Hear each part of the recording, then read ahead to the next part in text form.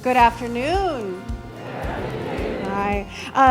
My name is Caitlin Miller. I'm the Director of Education here at Planet Word, and I'm so happy to welcome you here today. If you don't know already, today is Enchanted Pages. It's the day we're celebrating the expansion of our Schwartzman Family Library. And if you haven't seen it yet, we're open until 6, so I encourage you to go check it out later if you have the time today. I'm here to introduce someone who I doubt needs much of an introduction to the people in this room, but he's going to get a little one anyway. Here at Planet Word, we think of Jason Reynolds as one of our first and oldest friends. He's been on our advisory board since our founding. You'll hear his voice reading over a quarter of the poems in our poetry nook, and his novel and verse, Long Way Down, is featured in the library. But Jason is known to the wider world as the #1 New York Times bestselling author of many award-winning books. He is the recipient of a Newbery Honor, a Prince Honor, an NAACP Image Award, and was also the 2020 to 2022 National Ambassador for Young People's Literature. Jason is a human who knows and shares the power of words and stories. And lucky for us, he made time to let us into his mind through a conversation with a close friend in a program we're calling Between the Lines. For this program, Jason is joined by his friend and colleague, Dr. Tony Keith Jr., aka the Ed MC. Tony is a poet, a spoken word artist, and hip-hop educational leader from Washington, D.C., and the founder of the nonprofit Ed MC Academy, an educational consultancy. Tony is also the author of a forthcoming young adult memoir, How the Boogeyman Became a Poet, a memoir in verse chronicling his journey from being a closeted gay black teen battling poverty, racism, and homophobia to becoming an openly gay first-generation college student who finds freedom in poetry. Jason himself called the book a life-affirming masterpiece, and I know we'll hear more about it in the talk today. After their conversation, Jason and Tony are going to take questions as time allows. So please join me in welcoming Jason Reynolds and Tony Keith Jr.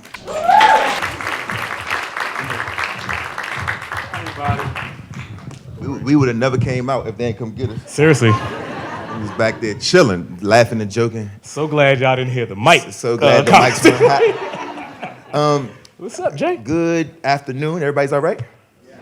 Hi, y'all. All right. Y'all sure? It's always weird. Thank you very much. That's what I'm talking about. It's always weird when you do book events or like literary events because people often come in a really strange, somber, and serious mood because for some reason reading can only be intellectual and serious. Yeah. People forget that reading is actually entertainment. Yes. And that we can still have a good time and talk about books too. All right? Is that okay? Yay. Oh, I feel like we got to shout out so many people. I see Go ahead, shout out Dylan your in the Greg. Shout out your building. people. Sandy, I think, is out there. I see Corey right here in the front row. Who's some of y'all? Thank y'all for pulling up. It's dark back there, but hey, everybody. I think that's my father back there. And then this is gonna be That's the family. My grandmother's here, y'all. Hey. That beautiful 84-year-old woman looking great. Y'all finna get an authentic black experience. Yes, it's gonna happen. Which is we gonna shout out as many people as possible, and then we just gonna go. That's the end of this. That's the end of the presentation. So look, here's what we're gonna do. So I hope this becomes a thing that we can continue to do. I had a meeting with Planet Word. By the way, can we give it up for Planet Word? I mean, one of the It's Hi, Ann. and Tom. I wanted to do. We've been trying to figure out how to work together, and it's like, oh, we should do some kind of series where I get to talk to writers or people who work in words and in language. We'll figure out how often, but just to bring that to our city. I go to New York all the time and go to the Schomburg, and you can go to the Schomburg Library. If you don't know the Schomburg, if you're ever in Harlem, you should go to the Schomburg. But you can walk into the Schomburg almost any night, and you walk in, and it's like, Alice Walker's just sitting on stage, right? And so I was thinking about how the city needs that. Like we need We need that, and it shouldn't have to always be like a writer is in town promoting a book, or it shouldn't have to be that we're all crammed in P&P, or it shouldn't, right? We should be able to come into this beautiful space that offers us so much community-wise and have the same conversations and really sort of spark the intellectual capacity and culture of this beautiful city, right? So that is the plan and the goal. We'll see how it all works out. Nonetheless, Tony, my dear friend, is subject number one. The guinea pig. What Ann and the team didn't know. Yes. When we put this together, and they were like, "Oh, Yosh, you should just do you know Tony Keith? You should do Tony Keith. You should interview Tony Keith." And I was like, "Oh, okay, that sounds like let me look up who he is." Last. You know what I mean? So full transparency, just before we get into this very casual conversation, is Tony and I. I've known Tony since I was 15 years old. Yes. Tony and I he's one of my best friends. My brother. We have spent a huge portion of our lives together. And so, surprise, surprise, Planet Word, what you're going to get is a cavalier conversation about our lives and his work, and then we'll get to you guys and we'll have some Q&A. All right, so Tony, we're going to start off. First of all, I think I want to start these things with a word, a themed word, and I think the theme, because I was thinking about this earlier, for this particular conversation is, I think, memory.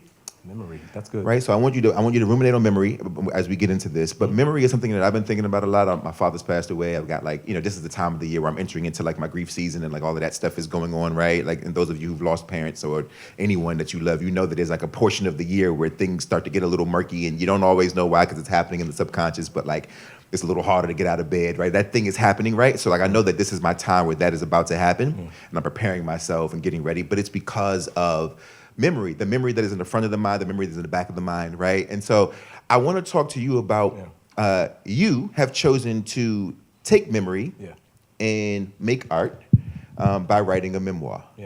My first question about this memoir, first of all, it's called How the Boogeyman Became a Poet. I would love for you to give us, in a sentence or two, a synopsis of it. And then I want you to answer the question, in the process of making a memoir, how much of this is based on your memory, and how much of your memory did you have to corroborate? Or did you choose, because you didn't have to, did you choose to corroborate? Oh my, so many barrels to go down there. First of all, y'all, I just want to say I love this young man right here. Shout out to you, Pillar. Thank you so much for what you've done for the book publishing industry. And also shout out to Planet Word. For those who don't know, I wrote one of the beacons that's downstairs in this museum, and so that's this wonderful relationship. All right, so How the Boogeyman Became a Poet. It is a young adult memoir written in verse. For those who might not be familiar with what that means, each page essentially is structured like poems.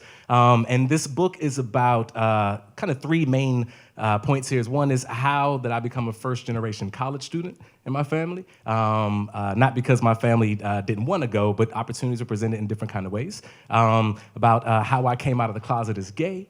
And also how I discovered poetry as just sort of like my freedom, like that my voice, like how I discovered who I am. And so this book takes place in the Washington, D.C. metro area. I'm originally from Washington, D.C. Hey, we in here, my whole family, grandma, everybody, all of us D.C. folks. But the book takes place in spring 1999. I'm a student at Duval High School in PG County. It takes place during my senior year of high school. And you smile, you know that? Oh, Roosevelt? Oh, you can leave. He's upset. Right. He like grimaced. I was like, oh, he hates Duval. Yeah, so spring 1999, and Duval at the time was not known as a school that was producing a lot of college graduates. And anyway, so I became the first in my family to go to college. So I write about that. I write about how I came out the closet as gay, how I discovered the poems. But yeah, spring 1999, and the book ends in fall 2000. So it is a short time period of my life. I write from the perspective of a 17-year-old boy in high school. And I specifically, and so I'm going to connect this to memory, is because there's so much about the source of how this book came to be. But one of them was, seriously, y'all, during the pandemic, I was in therapy. Shout out to my therapist. Yeah, I believe in that stuff. And I was telling my therapist that I had a stack of poems that I've been holding on to since I was a kid. since I was a kid, writing poetry that my parents, no one had ever seen before, but I was writing them at night when I'm dealing with things, right? And there's so much to the story, right? My parents had they had a divorce, and my father dealt with some substance abuse things. It was a tough time, and I knew I was gay, and this is like early 90s, like height of HIV epidemic. It was a lot going on, and so I would write poetry as a way, as I say in this book, to keep the boogeyman away. And you all can figure out what that metaphor might be. And so in terms of memory, what was helpful was my therapist, like Tony, I think that perhaps the freedom you are looking for can probably be found in that box. And so I sat one weekend and went through every single one of those handwritten poems, and I cried, I laughed, and that's where the memory started sparking. You know what I mean? Like, I was like, wait a minute, I did have joyful memories. I did have, like some fun things. And so some of the poems, y'all, seriously, I threw away. Some of them I tore up. Some of them I realized they didn't serve purpose in my life anymore. I was writing things about myself that were really negative. I mean, it's wild. I'm 42 years old now. I know I look great. But like, I was reading, but I was reading, I do, it's a thing. I look pretty great, yeah, genetics. But I remember reading like, wow, like those poems saved me. Right? Like they saved me. They prevented me from blowing up at school or cussing somebody out. And so when I think about the memories that came for this book, I had to think about what were the poems that led to me not being so afraid of myself and becoming a poet, right? And so when it came to what memories to include in this memoir, shout out again to my editor, Ben Rosenthal at HarperCollins, he was like, Tony, that's the story. Anything that strays away from that story, you probably don't need to include it. Because I had memories of writing about going to, oh my gosh, there's a memory, and I'm gonna tell it now, but it's not in the book, but I wanted it in there so bad, but it didn't quite align with the story. But y'all, my family used to host, well, you used to, we don't do it anymore, our family reunions in Northeast and Kenilworth Park. They here, y'all remember those, the family reunions? I wrote a whole chapter about this, right? All the fun we had, all the family members that came, the music we would listen to, because those memories meant something to me, but he was like, yeah, but how did that turn into you become a poet, right? And so there were certain things that I had to exclude that I thought were so important about who I am and where I come from, but they weren't relative to that story. Was there anything in the, memory is also interesting because it shifts and it morphs, and it changes the way we see ourselves. It changes the way we see a moment. Perspective is a part of memory, right? Yeah. Like when you look back on a thing, you tend to see it a little differently. Yeah. Like if I asked you what happened yesterday, you'd be able to tell me, but it'd be different if I asked you a year from now what happened on November 16th. Yeah, right. Yeah, for sure. It would change. You would for see sure, it differently. For so sure. my question is, was there anything in the making of this book, or even in the origin story of you becoming a poet, that sort of changed the way you thought the story used to be to you? You know what I mean? Does everybody understand the question I'm asking? Oh yeah. Oh, intellectual. By the way, this is how we talk on a regular basis. It's all so pretentious. It's just ridiculous. Gosh, I'm trying to not use words with 13 letters in it. Let me think.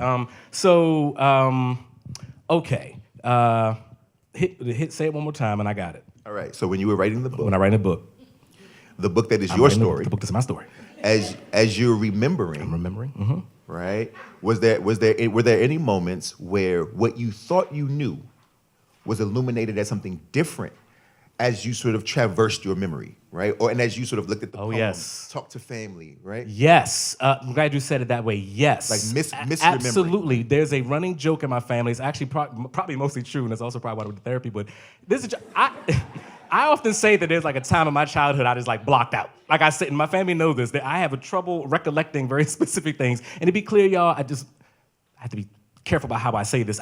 I was not someone who experienced any particular kind of trauma. Like nothing occurred with me in my body. Like I was always a safe, cared for, loved kid. But I was still just dealing with like a lot of mess. But there's just a point in my certain things I just have no idea. So I would call my sister. Is she here? It's here? So my sister, she's a record keeper. She knows all the things. So I would call her and ask her, like, hey, remember when we went outside and did this thing? What happened? And she would tell me that story. And then certain things would pop up. Or photographs. My grandmother has probably like a lot of families, all of the photographs. So like all of the ones back when we used to print them out, right? And go to the right. And so there's certain memories that I have of looking at my grandmother's photo albums that would also help me connect dots and stories. And so in this book, I write, I'll be very transparent about this. I write about, it's a small part of the story. I have an uncle who passed away a long time ago, whose name was also Tony. I called him UT, Uncle Tony. But there are stories that I learned about my uncle through the family, and so sometimes sort of like through some of the photo albums that was connecting some dots about who I was and how I felt about myself. And I'm gonna just leave it at that because I want y'all to read the book. Right. Can we talk a little bit about poetry? Yeah. I So here's that. So Tony and I are having a very different conversation these days because Tony has now written a book for a very long time. Though Tony and I would have debates, which is we were having debates about whether or not, and honestly, as I frame it, as I think about it now, I realize that it's both and, right? But we were having this debate. I used to be a spoken word artist. Tony is a spoken word artist. I am not anymore. Yes. I went the page route, right? And did that and have been doing that for, by the way, I've been doing that. This is my 20th year in the industry. Shout out to you. Which I'm really grateful for. But I went that way, and Tone, and we came up together, right? I went this way, Tone is on the stage. And so there came a point where I'm like, bro, I feel like this is like, the page is different, the page is different, the page is different. Tone like, man, we black people, man, it's always been like, it's all tradition, it's this, it's that, right? Like, which is, you know what I mean? Like, you know what I'm saying? This is what we do culturally, this is a part of our tradition. So, and I'm like, yeah, but like, we also have a written tradition. Africans invented language, right? We have like all sorts of, right? And we went back and forth for a very long time. So my question is, talk a bit about your relationship with language. Yes. I'm going to ask you, so these are going to be bigger questions that you get to do what you want with. I got you. Your relationship with language, your view on the power of poetry specifically, the form of poetry, and lastly, you got to you keeping all this. I got you. Right? Yep. Your relationship with language, the power of poetry, and your choice to share it on the stage and why. Yeah, this is good. The way I'm going to answer that question is I'm going to tell a story because that's a part of our tradition, right? And so I think that the answers will show up perhaps in the story. And the story is actually how I actually started writing How the Boogeyman Became a Poet. The moment I knew it was going to happen, Jay and I were together. We were at the University of South Carolina. Shout out to Dr. Toby Jenkins, right? Amazing woman. And Nikki Finney. Yeah, all of the above, right? And so we're there for like a writing workshop, poetry thing. And so Jay, in all his glory and beautifulness, right, has young people pulling up out of nowhere, like lines of folks trying to get his book signed, and I'm just chilling. Right? I'm still me, I'm performing, having a really good time, but there's a moment when we're sitting together and there's like a line of students in front of Jay. And I'm used to sitting at the tables with him for the book signings, just talking, right? People might not know this, but my brother could be a little shy sometimes, right? So I'm naturally an introverted person. Yes, he is. So my friends know this, but I'm actually a very shy person. Yes. So we sitting at the table with him just kind of talking, right? And this kid gets out of line. Little black boy, I swear looked just like me, and I believe he was with his mother. And he comes right to me and he says, "Where's your book?" Not do you have one, right? Like there was like, but where is it? As if like drawing it out of me, and I was like, I don't. And what I probably was like this. Yeah. Where is your book? Yeah, man? I know. I was just sort of like, I don't know. And so I remember, it's funny because I think that I said something so cheesy to this little kid, like I published on the stage or something like something. Right, I published on the stage, and at this time, y'all got to know I was in a PhD program at George Mason, and I'm reading all this academic literature. Thank you. Oh, I do have a PhD. I want some awards now. You went to Mason? I was just clapping up. Yeah, he's just happy for me. Black man with a PhD. He wasn't happy for you when you said Duval. He wasn't happy for that. You know? Dude from Duval got a PhD. How we doing? How we doing? So anyway, the reason why I offered that was because I go back to my hotel room that evening and I open up my laptop and I type 500 words down that I think would be a young adult version of my dissertation, right? It's a real thing. I think that I've like put together like this really cool thing about how I interviewed these people and I studied this. No. The very next morning, so I go downstairs, and Jay probably doesn't remember this, but there was a Starbucks in the basement of the hotel. Nasty black coffee. It was very nasty. And I remember I said, "Yo, Jay, I put 500 words now on a piece." And I didn't let him read it. I think I turned my laptop to you and then turned it back because I'm like, this is Jason. And I should also say, he's never heard me say that before I want to write a book. Right, and just the opposite, actually. Yes, I didn't want to do it. And so what happened is we fly back, and then the pandemic hits. Literally, we were there February 2020, March 2020, right then. And so at this point, I'm finished my PhD. I'm knee deep in I'm laid off from my full-time job, and I start writing. I was like, there's a relationship between language, the voice that I hear in my head, and even the voice that I hear in my head when I'm reading. That thing can show up on the page too. it was something about I understood my voice as a spoken word poet. I know, y'all see how I got this mic. I know how to do this well. I come from a family of order. My father's a preacher, right? I come from a family of order. So this for me feels familiar.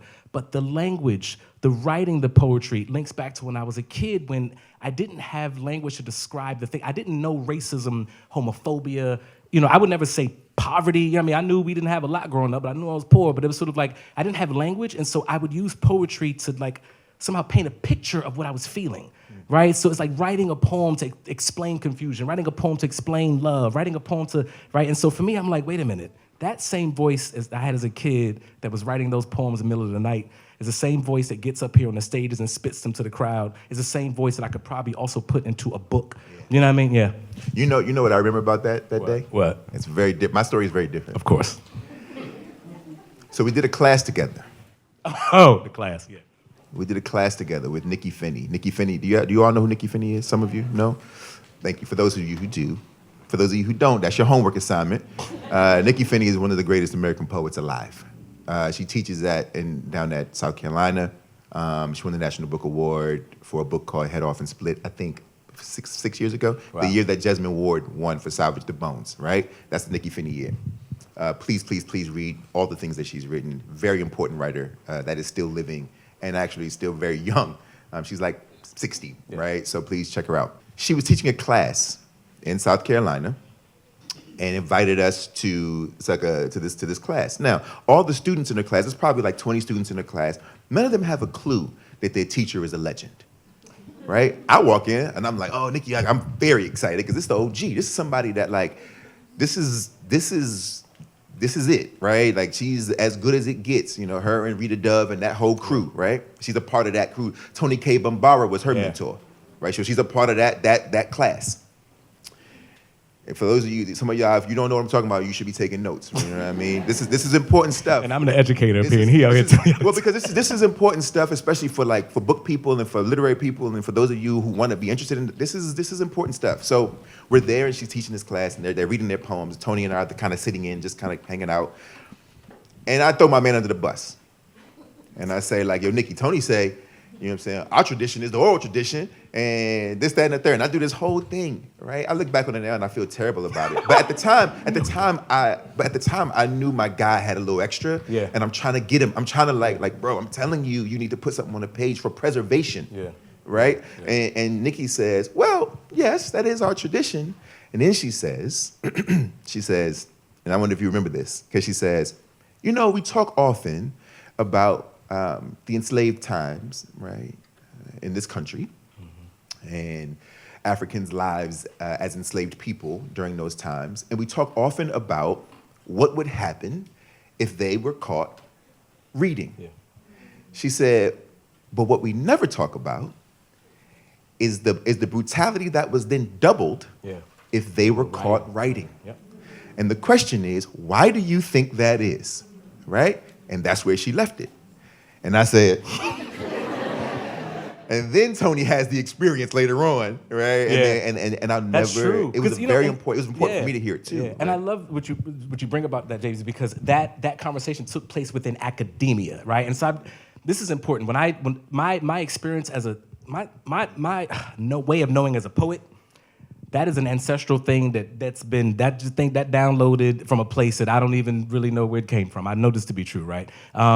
Learning to write in schools, right, where I wasn't really given poetry written by Black writers. I wasn't given Nikki Jiv. I did not have a loving relationship with literature until I got like in my 30s. I think when I read when I was the greatest, I was like, oh, you can write books like this? This is fantastic, right? But I didn't have that love, that language. But the reason why I was talking about like that academic space, Jay, was because, all of the writing that I was used to doing was always academic writing. I'm not knocking academic writing. I'm really good at it. But it was never fun. It was never like this joyful thing. And so I always associated writing with like some chore, right? Like something that I don't want to do until I started reading books like you, Jacqueline Woodson, Elizabeth Acevedo, Mahogany Brown, Candace Elo, I'll name them all. Christine Platt, I know you in here, but like my brother I just met today, thank him too.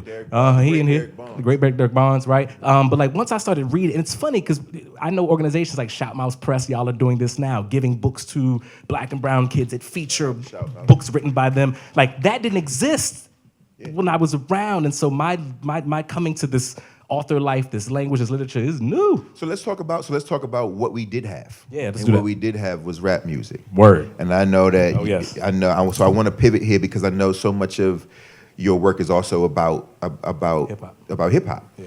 Right.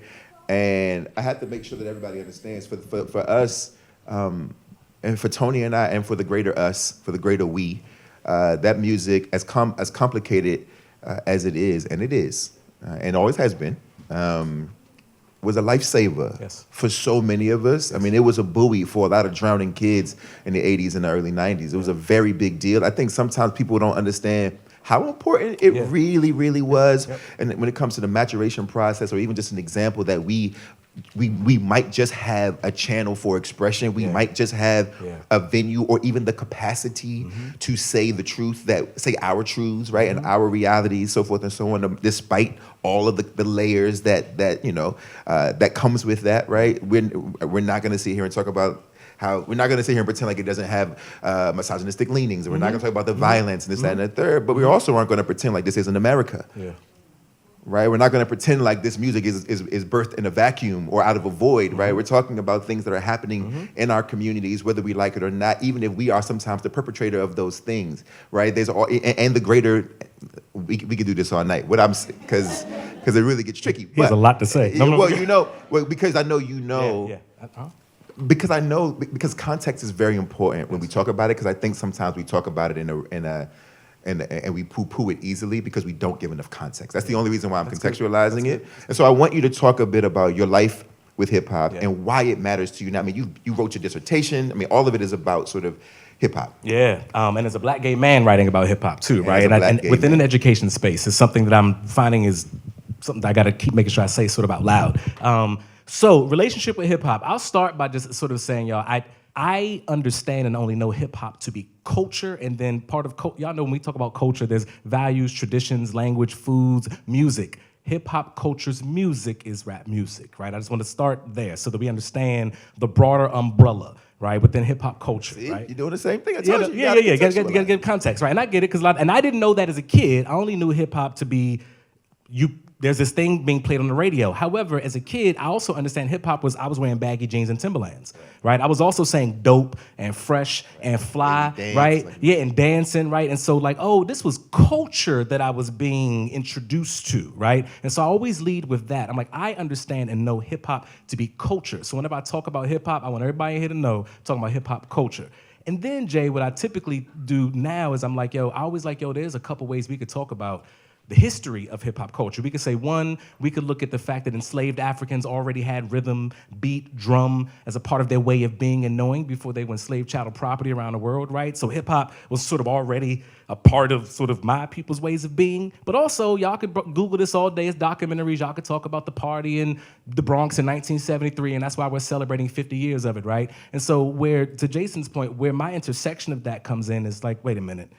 I grew up listening to Salt and Pepper in my household. My mother was playing LL Cool J. I was listening to, of course, Earth, Wind & Fire, like soul and funk, of course, go-go music. But I grew up. Your mother was playing LL Cool J? Yeah, I still got her records. What? I love your mother, man. Now I love your mother more. My mother was not playing LL Cool. We were listening to hip hop music in my house. Like it was in my house. And so growing up with that, but what y'all gotta know is when we were, it sounds so, I'm 42, I don't feel old, but like when we were growing up, you could look at man right here, though. You don't know. We could buy. Look at his eyes. We could buy music, and we could read the lyrics on read the lyrics on the album, like read the actual words to songs, and that, y'all, by the way, is the relationship to poetry and rap music, right? Rap ain't nothing but poetry spoken over a time beat that must rhyme, right? You need 16 bars. I'm a spoken word poet. I don't need to rhyme. I don't need bars, blah blah. But like I had a good point because I was so excited. Where was I talking about? That's how I know you're 42. Yeah, it just slipped because I was about to go somewhere. But the connection with poetry and rap music, and even an MC, right? The idea of someone who can move a crowd with a microphone. I look at educators the same way. Educators can move a classroom, right? We look at preachers. Preachers move a congregation, right? Leaders can help move communities, right? But this idea that you are in a position, right, where you can inspire people. Hip hop is about peace, love, unity, having fun, and inspiring. It ain't got nothing to do with hate, and not loving people. Anyway, so I say that as I grew up with hip hop music, reading hip hop lyrics, understanding poetry. Shout out to my friends, they're probably not here, but would give me gifts, books written by like Nikki Giovanni, who was crazy about Tupac. But there was this connection between hip hop and poetry that I was exposed to as a kid that as an adult, I understand very differently because, again, I'm 42 and I am an educator. I don't know a world without hip hop in it, which means that no matter what I'm doing as an educator, I'm bringing hip hop with me into the classroom, outside of the classroom, in the community, in the school, in the museum, in the library. It's a part of who I am. And y'all, there was not until 2019, you're welcome, any theories that connected hip hop with education leadership. So I developed something called hip hop education leadership theory, and it is to describe people like us who move in education, but we embody hip hop and how we do it. And I ain't say nothing about me being a rapper, did I? Right? So I can talk about hip hop and not be a rapper, but what I do study specifically are people who work in education, who embody hip hop, but who are poets, rappers, spoken word artists, and MCs, so people more like me. The language to describe them is an EdMC, which created my company, EdMC Academy. But I say that to say that hip-hop has been with me since birth, all through life, and I don't know a world without it, and so I don't know how to not bring it. And so when you all read how the Boogeyman became a poet, you will see hip-hop embedded in these stories. Yeah. I think it's a beautiful thing, and I'm glad that we now have language for that, right? Because I think if you read Les Acevedo, it's hip hop, right? Yes. If you read my work, right, it's hip hop. Like it is impossible to sort of separate us Yes. from this particular Yes. at this point from this Yes. particular culture, Yes. and we celebrate that culture whether you like it or not. That's right. I'm gonna take some Q&A. There's gonna be questions in a second, so if you got questions, get yourself together because we're going to do some. This is community stuff. We want to have community engagement, have a little conversation, some discourse. So please ask whatever questions that you have. My last question to sort of round it all out. You wrote a young adult memoir in verse, rooted in hip hop, your life. The last question and the only question left to ask about that particular project is why kids? Oh man, I'm about to cry. Why kids? The first thing that I'm thinking about was like, if only this book was available to me. You know what I mean? As a kid, the ways in which I probably would have found freedom probably a little bit earlier. So that's kind of the first thing, is I think so much about like, not that these books do not exist, right? Or that people have not written them, but I was like, yo, I don't know of, and the young people that I know don't have any books that specifically talk about this kind of experience, right? Like being a cisgender black gay boy, trying to get to college, figuring, like there's all this nuance into that story where I was like, this needs to be for young people, and mainly because of the language too, right? Again, I'm an academic, and I'm not saying that young people don't read academic papers, but I doubt it, right? And so I'm thinking, right, I doubt it. Like, you're not reading the Journal of Equity and Excellence in Education, right? But so, and so it's true. And so I thought about when I thought about my By the audience. way, old people don't read it either. Right. Yeah, exactly, right? And so that was the first thing. I was like, what would I want to write to myself, right? And so I tell, and by that, I often tell people, and I'll say it out loud, when I think about like who I write to, like when I sat down at that computer and just started like pegging away, for months, 8 hours a day, 8 to 10 hours a day, y'all, like writing this book. All I kept picturing was just like a room full of like just little like young black and brown boys and people who love us in that space. And I'm writing to y'all. And all I kept thinking about was like, Tony, make sure the language don't go over nobody's head, right? Make sure the metaphors are cool and fun, that this is easy to read. Make sure the rhythm is in there, the rhyming. I was like, I want to create something fun and enjoyable because that's what I would have wanted. I would have needed this book. This book would have taught me that the language I needed when I was a kid was that I was questioning. You know what I mean? Or that, like it would have given me, it would have given me that language. So yeah. It's incredible. Yeah. All right, now we're gonna do some Q&A. Please put your hand in the air, and we'll. I see you. It happened so fast. It happened so fast. Can we get the young person first? Yeah. All right. Oh, you want? Okay, so this question is for me. What inspired me to write like the track series and all of that stuff, like Ghost and those books? Oh man. I'm gonna try to make this very quick. Thank you for that question. It's a good question. We got a whole lot of basketball books, and we have a lot of them that are very good, right? We have a lot of very good basketball books, but I actually think that the most equitable sport is running, because all it requires is an able body, which not everyone has. But if you are able-bodied, if you have working legs, you can run. The reason that kids like us didn't play hockey One, because where was the ice? And two, where is the ice? Like, and two, that's a lot of money for a lot of equipment, right? That we didn't always have. But I got feet, right? And I got shoes, and so I can run. You know what I mean? And so that was the first thing. The second thing was I wanted to tell a story about how running is, especially when you how old are you? 9. So running is still fun for you. Yeah. Y'all can't see his eyes. They're like bright light. He's like, yes, I like running. So what happens when you get a little older is running starts to feel like dying. And so the brain is sending all sort of signals to your body telling you to stop doing this, right? Because it feels like you're suffocating, right? You're out of breath, right? And so I wanted to tell a story about kids who have grown comfortable with being out of breath, because in order to be good at running, you have to be okay with the discomfort of that feeling, right? You have to be okay. You have to get used to the feeling of suffocation. And then lastly, I just wanted to write a story about kids who are only competing with themselves. Running and swimming and cycling are 3 sports where you're not actually competing with the person standing next to you or running next to you. They're just there to motivate you. You're actually running against your best time. And so if you beat your time, then you run a good race. And I wanted to write a story about kids who are competing with themselves and with their own lives and trying to be better versions of themselves. So that's where the track series comes from. All right, thank you. Okay, you ready? Hi. Hi, Tony. Hi, Jason. What's up? Where you been at? I know, right? It's been like 10 years. At least. I know. Turp. I went to the University of Maryland with Shout out to Jason. University of Maryland. Terps. Black Terps in the building. We in here. Oh, like we in here. Look at that. Yeah. Okay, quick question. What's up? Okay. All right. This is for you, Tony. Okay. Okay. One of my favorite Broadway shows is Hamilton. Okay. Okay. As we all know, if you've known Hamilton, it's hip hop pros teaching American history. It's amazing if you haven't seen it. Do you consider that one of like kind of the first iterations or iteration out there in the space of a kind of an EdMC kind of process? I mean, they were educators in the sense that they were teaching a lot of history. Got it. No, I would not say that it was Hamilton, right? And so, actually, I'll talk. The academic in me will provide a couple of contexts. There were people named like Trisha Rose, Patricia Tandy Hicks Harper, I forgot several other folks who were writing and publishing about people who were integrating hip hop into classrooms in like the late 80s, early 90s, right? It's just that stuff was not publicized, it wasn't talked about. And we also got to put hip hop in the context, right?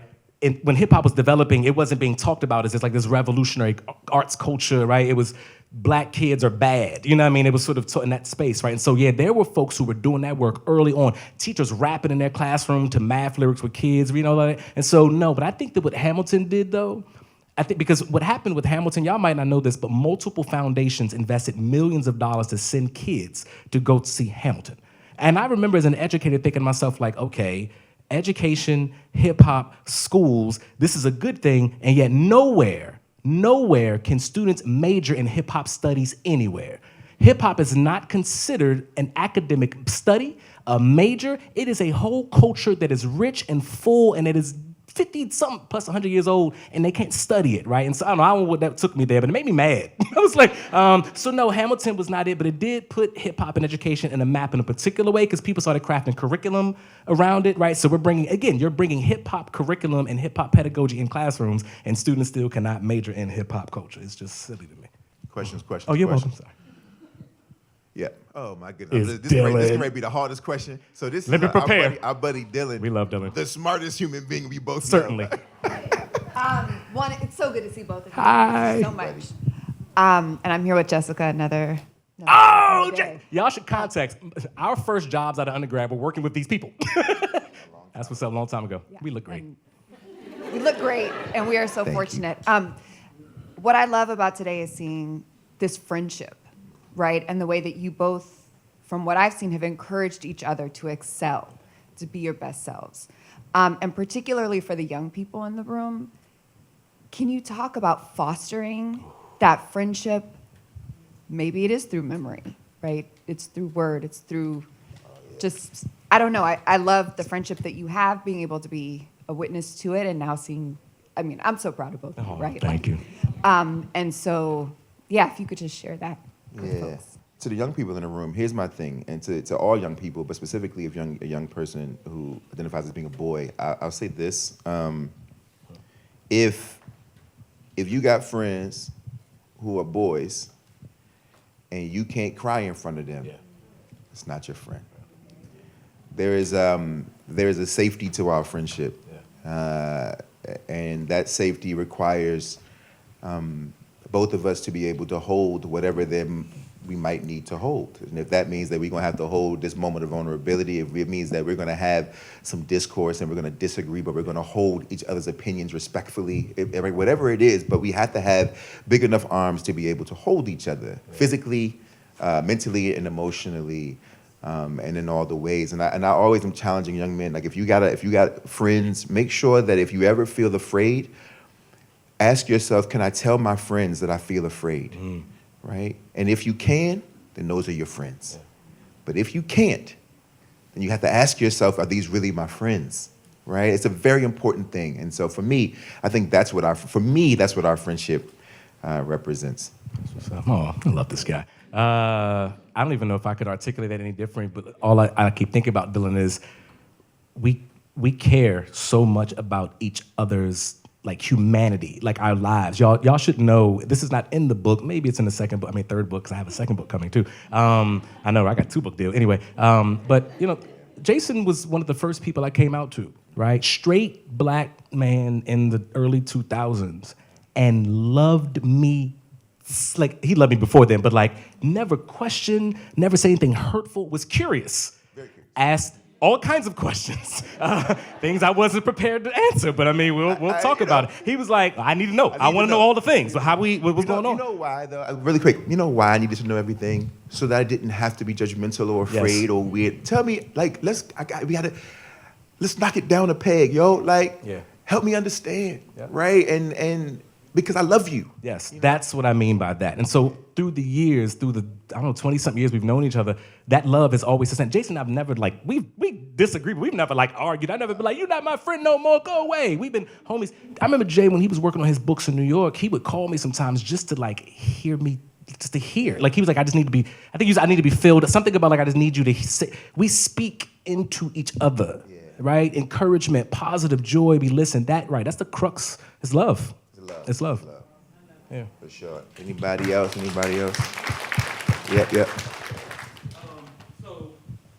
I am doing a documentary on Black librarians, and we've been going around interviewing people, talking to them about the importance of representation in the library and in books. So I just want to know your opinions, your thoughts. Is it still important to have Black librarians in libraries and to have representation in books, because you have all this stuff with book bans and censorship? So what's your thoughts about that? You know what? So I think the representation conversation is interesting, because I think there are certain places where there are certain institutions where I think representation is actually a false salve. I think representation can become a bit of a trick bag. But in libraries, I actually think it still maintains a certain level of integrity, because I've never met a librarian who didn't love their job. Right? So like when we talk about representation in business, you could be a black man in business and screw black people all day. It don't mean that much, right? We might look at you and be like, man, I'm so proud of you. You hate me, but I'm so proud of you, right? In the library world, though, black librarians, just because of the nature of the gig, the representation of black librarians is very, very, very important. Not to mention, there's a natural human thing that we do, right? For the black people in the room, y'all know what this means when we do like this? Exactly. Now, I'm not, by the way, if you're not black, I'm never telling you what that means. But you notice how all these people in here... It's not a folding chair. But you notice how all these people in here are like, we know what that means. It's an interesting sort of secret code, like a language that we all know, right? And what it does is it creates safety for us, right? So that if I walk in the door, and this isn't just us, if you are of Latin descent, if you are a Latinx person, if you are a gay person, even though it's not always the same because you can't always tell who's gay, or you can't, you know what I mean? But if you are, whatever it is, whatever your sort of sect of society is, or all the different margins and iterations of your identity, we all walk in the room and look for ourselves. Everybody. Not because we don't want to see everybody else. I'm going to get to everybody else as soon as I see me first, right? I'm going to see me, and then I feel safe, and now I can see everybody. Same with reading. Representation of safety. Same with reading, right? If I can see a librarian first, I'm like, okay, I belong here. And if she can give me a book, if I desire this kind of book, because black kids also want to read fantasy and other things, by the way. We don't all want to come in and read Jason Reynolds, right? Like, oh, you got any books in the hood? Something like, I want to read anime, right? Like, but if I am looking for a book that represents my community, that librarian will be able to be like, oh, I got something for you. And once I can see this book, now I can see anime, and now I can see Faulkner, and that right now, right? And so, do I think they matter? I think it's an enormous. It's imperative that we have black librarians and black booksellers. I was gonna say, and shout out independent bookstores. Yeah, and black booksellers, and as many spaces as possible for that reason. It's the one place where I actually think representation is still pure.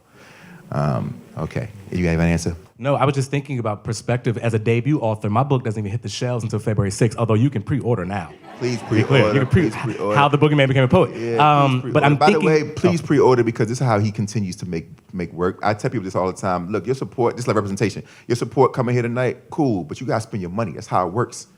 And we gotta be honest about that. You have to spend your money in order for these books to continue to exist in the world. And they be out there. And so I was just thinking about the industry that I've now entered, and I'm so grateful that folks like Jason and so many others, and librarians and bookstores are the people who are championing, right? So this notion of like banning books and trying to take stuff out of the hands of kids, there are people fighting on the other side. I just want y'all to know that. And it's usually the librarians and the independent bookstore owners they are really, really fighting for us. And so I just want to love y'all if y'all are in this space. They're the most important people in our society outside of teachers. I honestly believe this, because the librarian understands what most of us are struggling to understand, which is I do not have to like a book to know that it exists on the shelf. It has to exist on the shelf, just like I don't have to like you to know that you deserve to exist in this world, right? The librarians know that better than anyone. Yeah. And so we can learn a lot from them. And if they're black librarians, they got a little extra sauce because they understand that part of it too. All right. Thank y'all. All right, we got time for 2 more questions. Yes. Did you drink both of the waters? I did drink both of the waters. You know what I'm saying? So the two of you had this long-standing debate, right? Not anymore. I was gonna ask. So is it a stalemate? Is it over? He came to my side, bro. You know what I'm saying? I'm officially on the page. It's happening. It's happening. I'm on the page. I'm on the page, and I'm still a poet. That's the thing that's important. Jill Scott, and probably Gil Scott Heron too, said, "Yo, I was born a poet. I'm a die poet. I'm a poet all day, y'all. Like, so I will always, always, always write poetry and be on that mic. I also love writing nonfiction, and I think that is a wonderful new space for me to be in. So I'm not hung up But on I'm it a no more. poet. But to be clear, Oh, by the way, the reason I was saying that was because my second book that's coming out is called Knucklehead. It's a young adult poetry collection, right? And so, again, different than a young adult memoir written in verse. And so, again, I'm still bringing the poems to the page. to be clear, Thank you. To be clear, my first discipline was poetry. I was trained as a poet. Yes. And even though I write novels, I still consider myself a poet as well. I mean, James Brown said to him, every instrument was a drum. To me, all writing is poetry, whether it's an essay or a novel. Let me speak. All of it is poetry to me. So I'm still a poet as well. But he on my side. I would say Let Me Speak because he published a book of poetry in college called Let Me Speak. Yeah, shout out to Let Me Speak, old school. Oh. All right, let's hear it. This is gonna be my iron. I already know. This is about to be a wild question. Let's go. Can you perform a piece of poetry? Oh man. Go ahead. Let me ask you. We'll close out with this. Let me ask one question, and then I'm gonna get out of here, and you can go ahead and do your thing. My last question. The answer is yes. He's gonna do it for you in 2 seconds. My last question that I've asked everybody, and I've never asked you this because we've never done this before, which is weird. It's true. But I've asked a lot of writers who I've interviewed over the years the same question, which is, if you could look back to your 9, 10-year-old self, what would you thank yourself for? It's interesting because I would thank myself for being able to find community anyway. By that I mean, seriously, I have a lot of friends. I have a lot of people. I have a lot of fake play mamas and play aunties and uncles and brothers and cousins, and it's just me and my sister. It's just me and my sister grew up in the house together with my mom. It's just the three of us, right? I see you, Tamil. Hi, Tamil, right? Hi, Tamil. Right? It was just like the three of us for the most part, but like I've always been able to sort of like make friends and find community, and so I'm so glad that I came out in the world like this. I start my book with I came out in the world bright and burning, a brilliant little black star, but like I'm glad I came out like this because I'm allowed to like connect with people and find connections. I'm so glad that I was just a little happy little boy who was good at making friends and finding community. And we moved around a lot as a kid, and I was always able to find a community wherever I went. I'm so glad that I was able to do that. Yeah. Ladies and gentlemen, give it up for Tony Keefe. I'm gonna step off the stage. I love you. Love you too, man. Was not expecting to do this at all, seriously. And so I think that probably the poem that makes the most sense in this space is, this poem is called Awake and Awesome. And the reason why I'm performing this particular poem is the very last line in this poem became the title of my book. So it's called How the Boogeyman Became a Poet, at least the book is. But I wrote this poem in 2012.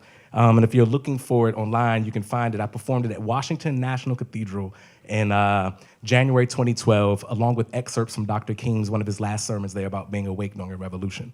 And so that's up there. So this poem is old, but it became the title of my book. I always start this poem with a little audience interaction because I'm a spoken word artist and a poet, so I need y'all to know that I'm here. First, I want you, if you can, take your hand and put it out in front of you like this.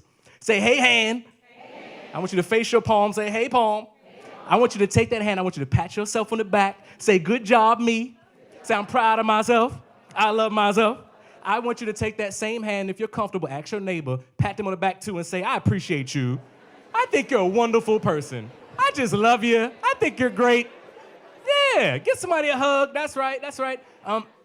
This poem is for those of us who need reminders of our humanity, who need reminders about how great and amazing we are, even if we don't hear it every day. Job driving us crazy, kids probably driving us crazy, right? But like you all are amazing people, and here's the poem. We fear what we love.